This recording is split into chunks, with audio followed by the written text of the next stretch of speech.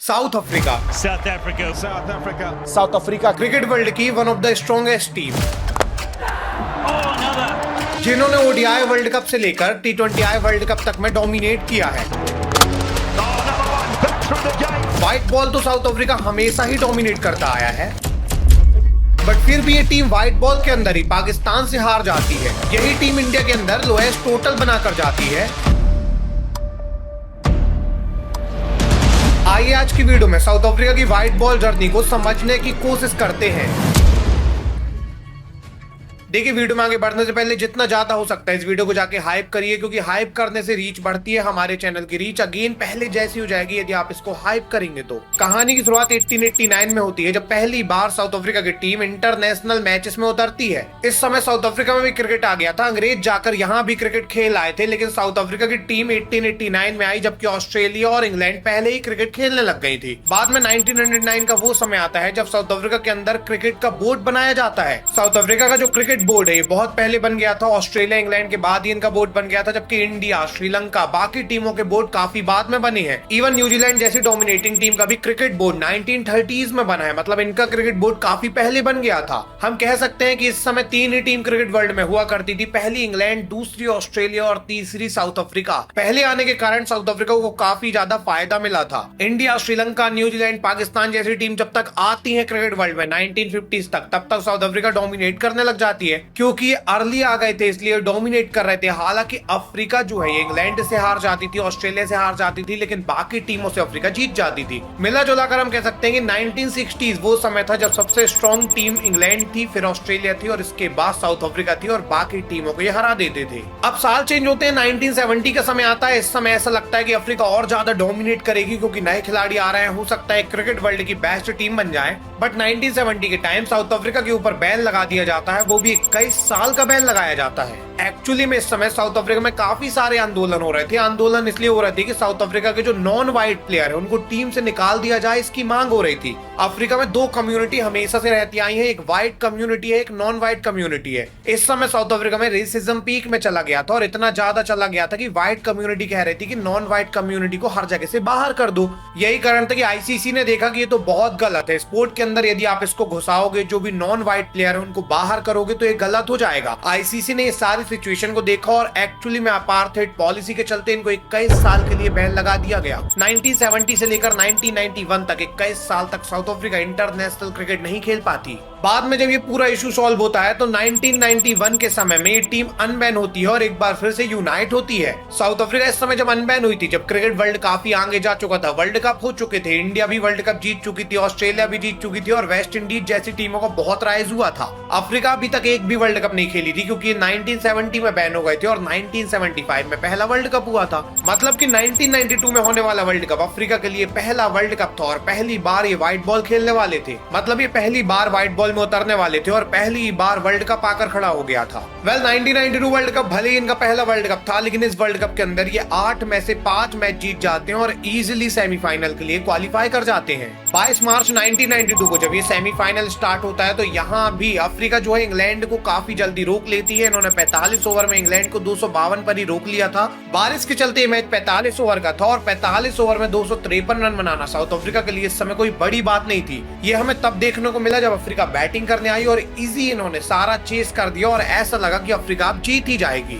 Situation ये आई कि Africa को जीतने के लिए 13 बॉल में 22 रन चाहिए थे। इनके मेन प्लेयर जो सेट हो चुके थे वो मैदान में थे, मतलब अफ्रीका पहली बार में वर्ल्ड कप फाइनल में एंटर बस करने वाली थी। बट यहाँ पे एक ब्लंडर हो जाता है, क्योंकि पानी गिरता है और पानी के कारण मैच रुक गया। बाद में जब मैच स्टार्ट हुआ तो एक खराब रूल के चलते स्कोर बोर्ड में लिख कर आता है कि एक बॉल में इनको 22 रन चाहिए है, मतलब कि इम्पॉसिबल है। एक खराब रूल के कारण ये लिटरली फाइनल से बाहर हो गए थे, वर्ल्ड कप से बाहर हो गए थे, और इंग्लैंड का कैप्टन तक दुखी था कि ये कैसा हो गया यार अफ्रीका के साथ। 21 साल बाद ये वापसी करते हैं, पहले ही वर्ल्ड कप में डोमिनेट करते हैं, लेकिन खराब रूल के कारण ये वर्ल्ड कप सेमीफाइनल से ही बाहर हो जाते हैं। हालांकि 1992 से लेकर 1996 के बीच में ये 108 ओडीआई मैच खेलते हैं, और 108 ओडीआई मैच में 71 मैच ये जीतते हैं। इन 4 साल में इतने मैच किसी ने नहीं जीते थे, ना ऑस्ट्रेलिया ने, ना इंग्लैंड ने, ना पाकिस्तान में। पाकिस्तान इस समय पीक टीम थी। 1992 का इन्होंने वर्ल्ड कप जीता था, टेस्ट में इनको कोई नहीं हरा पा रहा था, लेकिन व्हाइट बॉल के अंदर साउथ अफ्रीका का तोड़ नहीं था। साउथ अफ्रीका जो अभी अभी आई थी व्हाइट बॉल को ऐसा डोमिनेट कर रहे थे कि ये सेमीफाइनल में वर्ल्ड कप के गए ही थे, बाद में भी इन्होंने डोमिनेट किया था। इसके बाद जब 1996 का वर्ल्ड कप आया तो यहाँ सबको क्लियर था कि अफ्रीका पक्का डोमिनेट करेगी और ये 5 में से 5 मैच जीत जाते हैं ग्रुप स्टेजेस के अंदर। एक तरफा साउथ अफ्रीका क्वार्टर फाइनल में एंटर करती है, लेकिन क्वार्टर फाइनल में इनके सामने वेस्ट इंडीज आ गई। वेस्ट इंडीज इस समय इतना ज्यादा डोमिनेट नहीं कर रही थी, भले इनके पास 2 वर्ल्ड कप हो, और अफ्रीका ने इस मैच में उनको 264 पर ऑल आउट भी कर दिया था।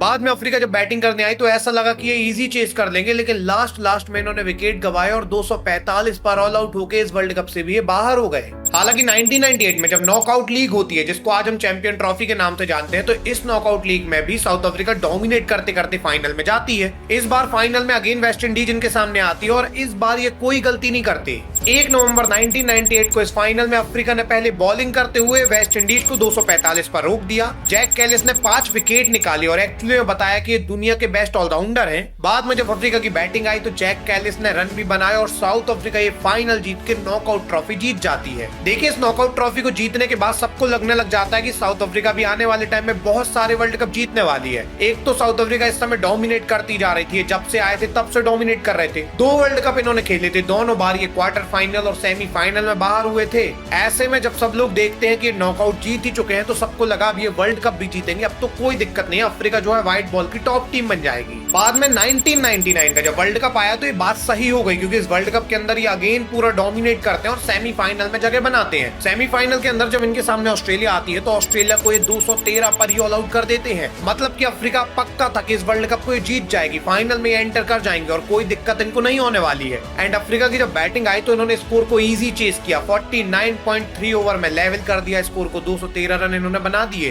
बस अभी एक प्रॉब्लम थी, अफ्रीका के 9 विकेट गिर चुके थे, मतलब 1 विकेट बस इनका बचा था, लेकिन स्कोर जो है वो टाई था और 3 बॉल में 1 रन चाहिए थे। अफ्रीका ये मैच ऑलरेडी जीत गई थी। इसी समय क्या होता है कि बैट्समैन ने एक शॉट खेला, नॉन स्ट्राइकर में जो बैट्समैन था ये बॉल को देखता रहता है, रन दौड़ता ही नहीं और ये रन आउट हो जाता है। मतलब कि साउथ अफ्रीका और ऑस्ट्रेलिया का ये मैच जो ये टाई पर खत्म हो जाता है। 213 रन दोनों टीमों ने बनाए थे। टाई के बाद रन रेट देखा जाता है और एक्चुअली में ऑस्ट्रेलिया का रन रेट बेहतर था, तो वही क्वालिफाई कर जाते हैं फाइनल के लिए। इस समय अगेन सुपर ओवर का कोई कॉन्सेप्ट नहीं आया था और एक खराब रूल के चलते एक बार फिर से साउथ अफ्रीका जो है ये फाइनल में नहीं पहुंची थी। अभी तक अफ्रीका ने 3 वर्ल्ड कप खेले थे, 2 वर्ल्ड कप सिर्फ रूल के कारण ये फाइनल नहीं खेल पाए थे और 1 वर्ल्ड कप ये ब्लंडर से हार गए थे। हो गया क्वार्टर फाइनल, ये हार गए क्योंकि उसके बाद इन्होंने वेस्ट इंडीज को हराया भी था।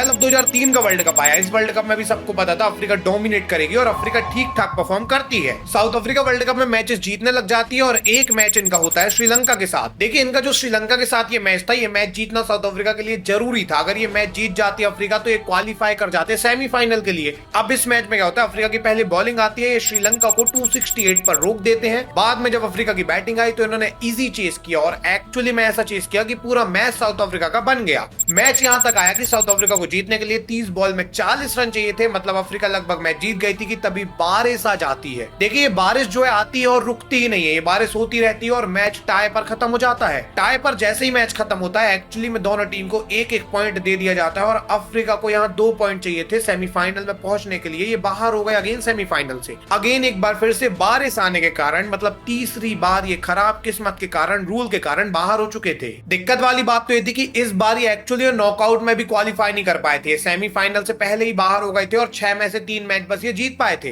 बट स्टिल साउथ अफ्रीका समय समय में बता रही थी कि उनसे अच्छी टीम कोई भी नहीं है व्हाइट बॉल में। भले ही वो वर्ल्ड कप नहीं जीत पा रहे हैं, खराब किस्मत, खराब रूल के कारण, कुदरत के कारण, बट एक्चुअली में उनके बराबर कोई भी टीम नहीं है। ये चीज हमें तब देखने को मिली जब 14 मार्च 2006 को एक मैच होता है अफ्रीका का ऑस्ट्रेलिया के साथ। इस मैच में ऑस्ट्रेलिया की पहले बैटिंग आती है और ऑस्ट्रेलिया वर्ल्ड रिकॉर्ड बना देती है। पहले 350 और इसके बाद 400 रन ऑस्ट्रेलिया बना देती है, जो आज तक इतिहास में नहीं बने थे ओडीआई में। ऑस्ट्रेलिया ने ओवरऑल इस मैच में 50 ओवर के अंदर 434 रन बना दिए और सबको लगा ये क्या कर दिया इन्होंने, ये वर्ल्ड रिकॉर्ड बन चुका था। इतना बड़ा स्कोर आज तक नहीं बना था और ऐसा लगा कि अफ्रीका इस स्कोर को कभी चेस नहीं कर सकती। ऑडियंस जो है ये जानने लग गई थी घर की ये मैच ऑस्ट्रेलिया जीत चुकी है। बाद में जब अफ्रीका की बैटिंग आती है तो साउथ अफ्रीका इस मैच को एक्चुअली में एक तरफा जीत जाती है और ये 438 रन बना देते हैं। 3 घंटे के अंदर ही वर्ल्ड रिकॉर्ड टूट जाता है। अफ्रीका समय समय पर लगातार बताती है कि व्हाइट बॉल के अंदर उनसे बड़ी टीम कोई भी नहीं है। बट अगेन जब 2007 का ओडीआई वर्ल्ड कप आता है तो इस वर्ल्ड कप के अंदर ये सेमीफाइनल में ही एग्जिट कर जाते हैं। अब 2007 तक हालत ये हो गई थी कि साउथ अफ्रीका ने 5 ओडीआई वर्ल्ड कप खेले थे जिसमें 4 बार ये नॉकआउट में पहुंचे थे, और 4 बार नॉकआउट में पहुंचने के बाद भी इनके पास एक भी फाइनल नहीं खेले थे ये, क्योंकि एक्चुअली में सेमीफाइनल में ही बाहर हो जाते थे। 2-3 बार तो ये रूल के चलते ही बाहर हो गए थे, और इनको समझ नहीं आ रहा था कि व्हाइट बॉल में इतना डोमिनेट करने के बाद भी एक्चुअली वर्ल्ड कप जीत क्यों नहीं पा रहे हैं। हालांकि 2007 के अंदर एक नया फॉर्मेट इंट्रोड्यूस होता है, और ये फॉर्मेट T20I फॉर्मेट था।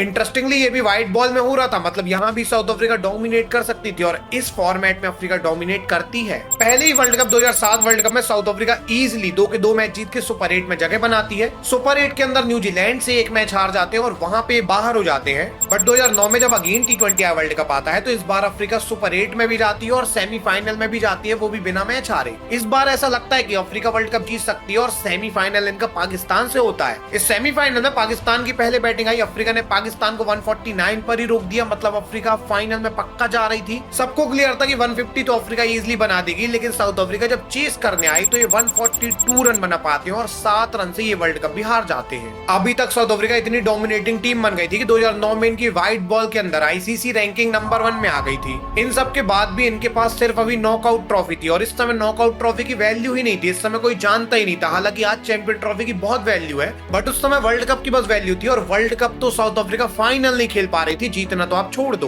बाद में 2011 वर्ल्ड कप जो इंडिया में होता है, यहाँ पे भी अफ्रीका आके डोमिनेट करती है। 6 में से 5 मैच जीत के ग्रुप बी में ये नंबर 1 में फिनिश करते हैं। सोचिए अफ्रीका हर कंडीशन में डोमिनेट कर रही थी, चाहे वर्ल्ड कप ऑस्ट्रेलिया में हो, श्रीलंका में हो, इंडिया में हो, अफ्रीका जो है डोमिनेट कर रही थी। बट 2011 वर्ल्ड कप में क्या हुआ, 2011 वर्ल्ड कप में क्वार्टर फाइनल के अंदर अफ्रीका ने न्यूजीलैंड को 221 पर ही ऑल आउट किया। बाद में जब अफ्रीका चेस करने आई तो ऐसा लगा कि इन्होंने 434 चेस किए हैं तो 221 क्या है, लेकिन यहाँ पे भी अफ्रीका 172 पर ऑल आउट होकर बाहर हो गई। बाद में 28 अगस्त 2012 का ऐसा दिन आया जब साउथ अफ्रीका ऑल फॉर्मेट में, टेस्ट में, T20I में, ODI में, तीनों फॉर्मेट में ICC नंबर 1 टीम बन जाती है। मतलब कि इस समय अफ्रीका ने टेस्ट में भी डोमिनेंस बहुत स्टार्ट कर दिया था, और व्हाइट बॉल का और ज्यादा तगड़ा डोमिनेंस हो गया, क्योंकि ODI के बाद ये T20I में भी नंबर 1 में आ चुके थे। बट अभी भी यही दिक्कत थी कि इनके पास कोई वर्ल्ड कप नहीं था, और वर्ल्ड कप न होने का जो मेन कारण था वो सेमीफाइनल बन चुका था। सेमीफाइनल लगातार हार रहे थे, एंड साउथ अफ्रीका जो है ये सिर्फ सेमीफाइनल क्वार्टर फाइनल में ही वर्ल्ड कप में हार रही थी, बाकी ये डोमिनेट बहुत कर रहे थे व्हाइट बॉल के अंदर। जैसे 2013 के एंडिंग में आपको पता होगा कि यहाँ पे रोहित शर्मा ने दोहरा शतक मारा था, विराट ने फास्टेस्ट सेंचुरी मारी थी जब ऑस्ट्रेलिया इंडिया आई थी, तो इंडिया ने ऑस्ट्रेलिया को हरा दिया था। उस बहुत हाईएस्ट स्कोरिंग सीरीज में भी इंडिया वो सीरीज जीत गई थी। बट उसी सीरीज के बाद इंडिया जो है 2014 की स्टार्टिंग में साउथ अफ्रीका टूर करती है, वहां पे 3 ODI होते हैं। इन 3 ODI के अंदर साउथ अफ्रीका ने इंडिया को 2-0 से हराया था, 2-0 से एक्चुअली में। इस समय विराट भी पीक में थे, रोहित भी पीक में थे, धवन भी पीक में थे, लेकिन इन तीनों मैच के अंदर क्विंटन डिकॉक ने 3 सेंचुरी मारी थी। मतलब कि अफ्रीका जो है ये सबको हरा देती थी, टॉप टीम से भी टॉप बन चुके थे, व्हाइट बॉल में, रेड बॉल में, हर जगह टॉप थे, लेकिन नॉकआउट मैचेस बहुत बड़ी प्रॉब्लम थी। ऐसे ही 2014 में भी नॉकआउट मैचेस में ये फंसते हैं, जब इस वर्ल्ड कप में भी ये डोमिनेट करते हैं और एक तरफा सेमीफाइनल में एंटर करते हैं। इस सेमीफाइनल मैच के अंदर अफ्रीका ने 172 रन बनाए, लेकिन इस मैच को अकेले विराट कोहली ने जिता दिया, और अफ्रीका एक बार फिर से सेमीफाइनल में ही चोक कर जाती है। यही वो पॉइंट था जब सबको क्लियर हो गया कि साउथ अफ्रीका बहुत बड़ी चोकर है, कभी वर्ल्ड कप नहीं जीत सकते हैं, क्योंकि ये चोक कर जाते हैं। जैसे भी सिचुएशन टफ होती है, प्रेशर आता है, ये चोक कर ही जाते हैं। सोचिए इनके खिलाड़ी इस समय इतने ज्यादा वैल्यूएबल थे कि पूरी दुनिया में इनके खिलाड़ियों को पूजा जाता था। IPL जब 2014 को हुआ था तो यहाँ पे एबी डिविलियर्स को 9 करोड़ रुपए में लिया गया था, डेल स्टेन को भी 9 करोड़ में लिया गया था, जैक कैलिस जैसे ऑलराउंडर भी 6-6 करोड़ में बिकते थे IPL में। इसके बाद भी नॉकआउट वाली जो दीवार थी उसको पार ही नहीं कर पा रहे थे।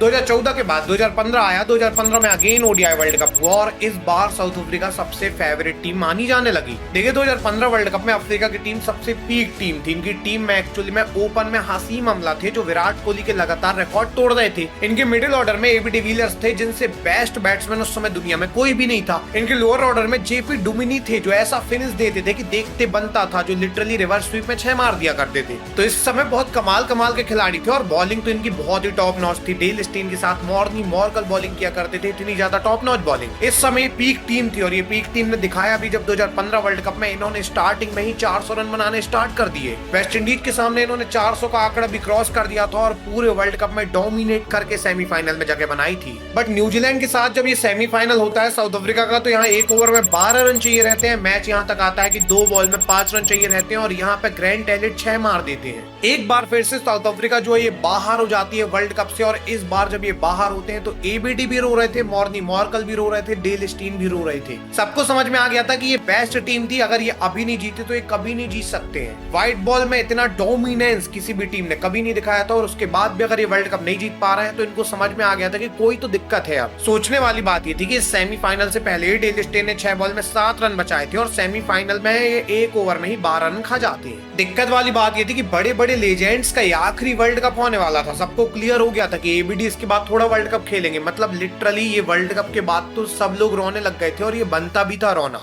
बाद में 2019 के वर्ल्ड कप में ये टीम कुछ अच्छा कर नहीं पाती है। वहां पे टीम इसलिए अच्छा नहीं कर पाई क्योंकि वो ट्रांजिशन फेज था, काफी सारे प्लेयर ने रिटायरमेंट ली थी, कुछ प्लेयर ड्रॉप हो गए थे। हालांकि इसके बाद आता है 2023 का साल, और इस साल अगेन होता है ओडीआई वर्ल्ड कप। ये वर्ल्ड कप क्विंटन डिकॉक का आखिरी वर्ल्ड कप था। ये वर्ल्ड कप क्विंटन डिकॉक के लिए बहुत ज्यादा इंपॉर्टेंट था, और टीम ने सोच दिया था कि एबीडी तो बिना वर्ल्ड कप के गए हैं, लेकिन क्विंटन को बिना वर्ल्ड कप के नहीं भेजना। एंड 2023 वर्ल्ड कप में क्विंटन डिकॉक भी ऐसा खेलते हैं कि लगता है क्विंटन डिकॉक इस बार बीस्ट बन चुके हैं और पूरे वर्ल्ड कप में मोस्ट रन गेटर बन जाएंगे। एक एक मैच में क्विंटन रन बना रहे थे, और पूरी टीम ऐसा डोमिनेट कर रही थी कि 400 रन ये बनाते जा रहे थे, और हर एक मैच जीत रहे थे। ओवरऑल पूरे ग्रुप स्टेजेस में 9 में से 7 मैच जीतकर इन्होंने नंबर 2 में फिनिश किया था, और ये इंडिया के बाद सबसे ज्यादा सफल टीम थी इस वर्ल्ड कप में। बाद में सेमीफाइनल में इनको ऑस्ट्रेलिया मिली, और ऑस्ट्रेलिया को ये हरा के आए थे, तो ऐसा लगा कि इस बार ये हरा देंगे क्योंकि वही टीम फंसी है जिसको इन्होंने हराया था। बट 16 नवंबर 2023 को ऑस्ट्रेलिया के सामने सेमीफाइनल मैच में अगेंस्ट साउथ अफ्रीका 212 रन पर ऑल आउट हो जाती है। बाद में जब ऑस्ट्रेलिया बैटिंग करने आती है तो ऑस्ट्रेलिया के इन्होंने 7 विकेट गिरा लिए थे, 200 से पहले गिरा लिए थे, लेकिन ये ऑल आउट नहीं कर पाए। वहां पे स्टार्क मैच जिता के ले गए बैटिंग से। अफ्रीका एक बार फिर से वर्ल्ड कप में बाहर हो गई, और इस बार तो मानो अफ्रीका का दिल ही टूट गया कि यार अब तो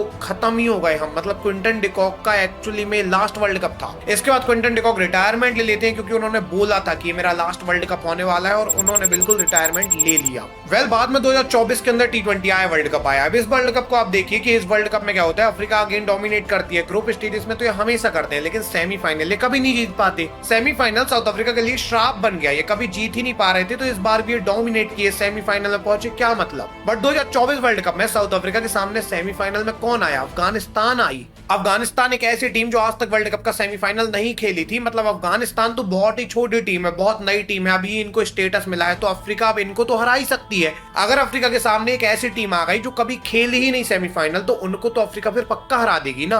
और यही हुआ अभी 2024 वर्ल्ड कप का सेमीफाइनल। साउथ अफ्रीका बहुत आसानी से 9 विकेट से जीत गई क्योंकि सामने अफगानिस्तान थी। अफ्रीका ने फाइनली पहली बार वर्ल्ड कप फाइनल में जगह बनाई, और ये इसीलिए बना पाए क्योंकि सामने अफगानिस्तान आ गई थी। अगर सामने इस समय कोई और टीम आती तो ये फिर चोक कर जाते, क्योंकि चोक करते ही जा रहे थे, वो श्राप बन गया था सेमीफाइनल। हालांकि आपने देखा कि फाइनल में क्या हुआ। फाइनल में इनके सामने इंडिया आती है, वही इंडिया जो खुद चोक कर रही है 2013 के बाद। लगातार इंडिया सेमीफाइनल हार रही है। वही इंडिया जब साउथ अफ्रीका के सामने आती है तो 2 चोकर मिल जाते हैं। इंडिया जो 11 साल से चोक कर रही है, साउथ अफ्रीका 28 साल से चोक कर रही है, और साउथ अफ्रीका ही ज्यादा चोकर थी। इस फाइनल में इंडिया बहुत पीछे चल रही थी, पूरे मैच में पीछे चल रही थी, और ऐसा लग रहा था इंडिया हार जाएगी, लेकिन लास्ट में इंडिया पकड़ बना लेती है और अफ्रीका ये मैच हार जाती है और एक और वर्ल्ड कप हार जाती है। बाद में अभी आप 2025 में जरा देखो, साउथ अफ्रीका जो है ऑस्ट्रेलिया के सामने व्हाइट बॉल में इजीली जीत जाती है। इन्होंने ऑस्ट्रेलिया को 2-0 से व्हाइट बॉल में पीछे कर दिया था ओडीआई सीरीज में। बाद में एक मैच हार गए, मतलब 2-1 से इन्होंने ओडीआई सीरीज जीत ली। एंड इसके बाद क्विंटन डिकॉक ने भी अपना रिटायरमेंट विथड्रॉल कर दिया। ये भी रिटर्न आ गए कि यार मैं फिर से खेलना चाहता हूं, मैं 27 वर्ल्ड कप भी खेलूंगा, तो ये रिटर्न आ गए।